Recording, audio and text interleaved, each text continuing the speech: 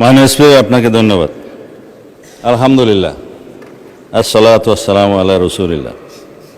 আবারও আলহামদুলিল্লাহ, অন্ততপক্ষে মাননীয় বিরোধী দল জামায়াত ইসলাম ইসলামী ব্যাংকের মালিকানা দাবি করেন নাই। আপনারা বলেছেন যে ন্যায় নীতির পথে ফেরত আসতে হবে। ওই ন্যায় নীতির পথে ফেরত আসার জন্যই বাংলাদেশ ব্যাংক ব্যবস্থা গ্রহণ করবে। মাননীয় স্পিকার, আমরা মাননীয় বিরোধী দলীয় নেতার এবং জামায়াত ইসলামের দুঃখ বুঝবো না। মাননীয় স্পিকার, ওই আছে না, চিরসুখী জন ভ্রমে কি কখন, বুঝিতে কি পারে, কি যাতনা বিষে, বুঝিবে সে কিসে, কবু আসিবে সে ধ্বংসে নিজারে। এটা ঊনবিংশ শতাব্দীর একটা বাঙালি কবি কৃষ্ণচন্দ্র মজুমদারের কবিতা। তার আরো কয়েকটা লাইন আছে, যতদিন ভবে না হবে না হবে, তোমার অবস্থা আমার সম, ঈষৎ হাসিবে শোনে না শুনিবে, বুঝে না বুঝিবে যাতনা মম। আমাদের এখানে কবি বেশি আছে মানুষ। তো এখন বটম আপ করি। মাননীয় বিরোধী দলীয় উপনেতা বলেছেন যে শেয়ারগুলো ডাকাতি করে কিনে নেওয়া হয়েছে। ইবনে সিনার 2% শেয়ার ছিল। মাননীয় স্পিকার, ব্লক মার্কেটে 3 গুণ দামে তারা শেয়ার বিক্রি করেছে। এটা তো রেকর্ড। পাবলিকলি লিস্টেড কোম্পানির শেয়ার ব্লক মার্কেটে 3 গুণ দামে বিক্রি করা হয়েছে। এছাড়া বর্তমান শেয়ার হোল্ডিং স্ট্যাটাস অনুসারে এখানে মাননীয় অর্থমন্ত্রী এখানে আছে 81%, 92% বোধহয় একটা গ্রুপের। তারা যেভাবে বললেন, আমি জানি না খতিয়ান, এটা স্ট্যাটিস্টিক্স বলছে। দয়া করে আপনারা না বললে খুশি হবো, আপনাদের বলার সময় আমরা বলি নাই। আর শেয়ার হোল্ডিংয়ের যারা মালিক, তাদের কাছে মাননীয় বিরোধী দলের নেতা নোটিশেই বলেছেন, দেশের অর্থনীতি, ব্যাংকিং খাতের স্থিতিশীলতা এবং কোটি কোটি গ্রাহকের স্বার্থ রক্ষার লক্ষ্যে ইসলামী ব্যাংক বাংলাদেশের শেয়ারসমূহ বৈধ প্রকৃত মালিকদের নিকট প্রত্যার্পণের জন্য প্রয়োজনীয় ব্যবস্থা গ্রহণ করা হবে, হোক। সেই বৈধ এবং প্রকৃত শেয়ার হোল্ডারদের কাছে এই মালিকানা ফেরত দেওয়ার যথাযথ ব্যবস্থা গ্রহণ করা হবে। মাননীয় স্পিকার, এখন কারা কত % শেয়ারের মালিক সেদিনও বক্তৃতায় বলেছিলেন প্রকাশ করা হোক। মাননীয় অর্থমন্ত্রীকে অনুরোধ করেছি, বাংলাদেশ ব্যাংকের গভর্নরের কাছে অনুরোধ করে জাতির সামনে প্রকাশ করা হোক। শেয়ার হোল্ডাররা তারা কিভাবে খরিদ করেছে, দ্যাট ইজ ডিফারেন্ট ডিবেট। সেটা দুদকের তদন্ত হতে পারে, মামলা হতে পারে, but share holder is share holder. Publicly listed কোম্পানির মধ্যে সেটা আলাদা ডিবেট এবং আলাদা তদন্ত হতে পারে। এখন বলা হচ্ছে আপনারা ব্যাংকের মালিক না, জামায়াত ইসলাম ব্যাংকের মালিক না, আবার বলছে ইসলামের উপর হাত দিবেন না। কদিন আগে জামায়াত ইসলামের এক বন্ধু, আমি নাম নিলে আবার এখানে 74-এ দাঁড়াতে পারেন, সেজন্য 2 জন এমপি ছিলেন, আরেকজন পরাজিত এমপি ছিলেন, আরেকজন নেতা ছিলেন, বক্তৃতা দিচ্ছে ইসলামের উপর হাত দিবেন না। মাননীয় স্পিকার, ইসলামী ব্যাংক ইসলাম নয়, আমাদের জনাব মির্জা ফখরুল ইসলামও ইসলাম নয়, জামাতে ইসলামও ইসলাম নয়। সুতরাং সবকিছুতে ইসলামের উপরে হাত দিবেন না দোহাই দেওয়া কিন্তু ঠিক নয়। মাননীয় স্পিকার, আমি এবার পয়েন্ট টু পয়েন্ট আসি। এখন একবার যে ব্যাংক আজান দিয়ে তকবীরে লিল্লাহ দিয়ে দখল করা হলো, সেই ব্যাংকের দখলটা বেদখল হয়ে যাবে, এই যাতনা তো আমরা বুঝি। মাননীয় স্পিকার, সুতরাং যারা পর্দার আড়ালে থেকে গ্রাহক বলে রাস্তায় আন্দোলন করছে, ভিডিওটা দেখেন, তাদের রাজনৈতিক পরিচয়। আমাদের মধ্যে অনেকে তো গ্রাহক আছে, গ্রাহককে বলে দেওয়া হচ্ছে বলেন বলেন আপনার অ্যাকাউন্ট আছে, বলে যে আচ্ছা ঠিক আছে, কত, কয় 2-3 লাখ টাকা আছে, পিছন থেকে খোঁচা দিয়ে বলছে বলেন 7-8 লাখ টাকা আছে, বলেছে। এটা রেকর্ড ভিডিও। তারা গ্রাহক হচ্ছে সেই রকম গ্রাহক। তা এখন পর্দার আড়াল থেকে নেমে পড়েছেন, এটা ভালো। বেপর্দা হওয়া, বেনাকাব হওয়া কোনো কোনো ক্ষেত্রে খারাপ, তবে এই ক্ষেত্রে ভালো হয়েছে যে মানুষ জানতে পেরেছে।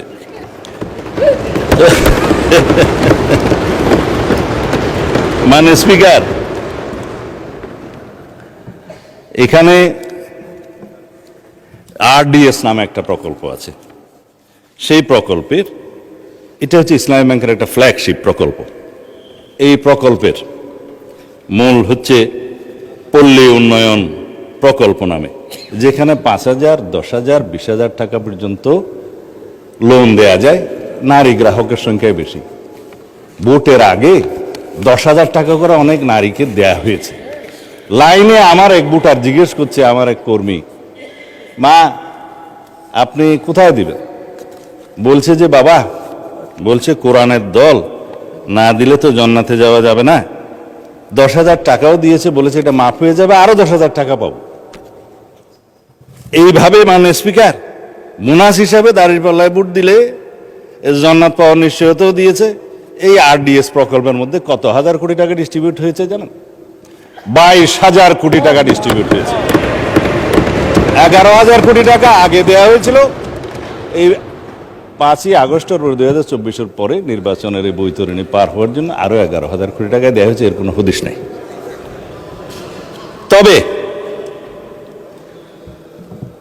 একজন নারী ভোটারের কথা তো বললাম। ভোটের আগে আমরা প্রায় সময় দেখছি মাননীয় স্পিকার, আমরা তো লেজিটিমেট গভর্নমেন্ট, ভোট টুট পেয়ে জনগণ আমাদেরকে এখানে বসিয়েছে, কিন্তু ইলেকশনের দিন পর্যন্ত আমরা একটা ফেসবুক গভর্নমেন্ট দেখেছিলাম মাননীয় স্পিকার, প্রচারণার মাধ্যমে। তা আমরা এখনো মনে করছি বিরোধী দলের ভূমিকা পালন করুক। তারা স্ট্রাগল করবে সরকারি দলে আসার জন্য, নির্বাচিত হয়ে মেজরিটি পাওয়ার জন্য। কিন্তু বারে বারে এভাবে প্রচারণা, পর্দার আড়ালে প্রচারণা, পর্দার ভিতরে প্রচারণা ইত্যাদি চালিয়ে মানুষকে বিভ্রান্ত করে মাননীয় স্পিকার আমরা বোধহয় খুব বেশি এগোতে পারবো না। এখন ইসলামী ব্যাংকের আমি কয়েকটা আইনের কথা পরে বলবো, এখন বলছি না। ইসলামী ব্যাংকের নবনিযুক্ত চেয়ারম্যান দায়িত্ব নিলে এবং এই চেয়ারম্যানকে দায়িত্ব পালন করতে না দিলে কি হবে সেটা আইনে বলা আছে। বাংলাদেশ ব্যাংকের ব্যাংক কোম্পানি আইন অনুসারে সেকশন 45, 46, 47 এবং লাস্টে 57-এ এই কথাগুলো বলা আছে। মাননীয় অর্থমন্ত্রী বলছে যে আইন উনি বলবেন, তা আমার একটু অভ্যাস খারাপ বলে আগে বলে দিচ্ছি।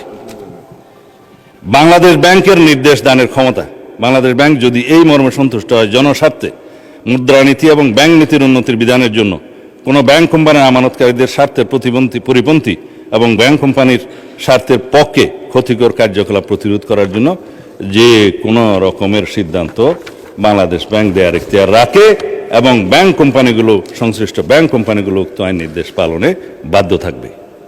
ব্যাংক কোম্পানির পরিচালক সেকশন 46 ইত্যাদির অপসারণ বাংলাদেশ ব্যাংকের ক্ষমতা, চেয়ারম্যান থেকে বোর্ড অফ ডাইরেক্টরস সবার। তারপরে আপনার 49-এ বাংলাদেশ ব্যাংকের অধিকতর ক্ষমতা আছে, 47-এ পরিচালনা পরিষদ বাতিলের ক্ষমতা আছে। বিস্তারিত পড়লে আমার ওই 15 মিনিটে কোলাবে না, সেই জন্য বলবো না। এই পরিষদ বাতিল করা এবং নির্দিষ্ট মেয়াদ পর্যন্ত নির্দেশনা দেয়া, এগুলো সব বাংলাদেশ ব্যাংকের এখতিয়ার। ব্যাংক কোম্পানি আইন, তাইলে আগে আইন পরিবর্তন করেন, বাংলাদেশ ব্যাংক কোম্পানি আইন পরিবর্তন করে তারপর আপনারা এই আলোচনায় আসেন।